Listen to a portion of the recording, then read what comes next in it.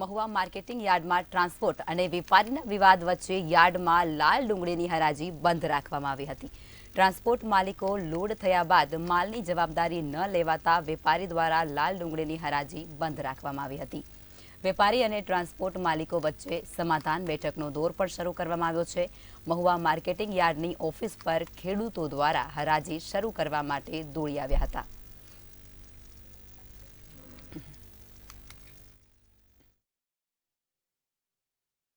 યાર્ડમાં અંદાજિત 2,40,000 ગુણની આવક થયેલ છે। જે પૈકી લાલ કાંદાની હરાજી શરૂ કરતા ટ્રાન્સપોર્ટની હડતાલને કારણે વેપારીઓ હરાજીથી દૂર રહ્યા છે, જેથી લાલ કાંદાની હરાજી હાલમાં બંધ છે। વેપારીઓ તથા ટ્રાન્સપોર્ટર સાથે મીટિંગ ચાલુ છે। વહેલી તકે હરાજી શરૂ થાય તેવા પ્રયત્ન હાલ કરી રહ્યા છીએ। તેમજ સફેદ કાંદાની હરાજી રાબેતા મુજબ શરૂ છે। ટ્રાન્સપોર્ટવાળા સાથે અમારી મીટિંગ થયેલ।